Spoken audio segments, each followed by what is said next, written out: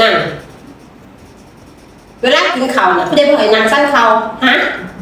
เจ้าของเป็นเด็กเป็นเล็ก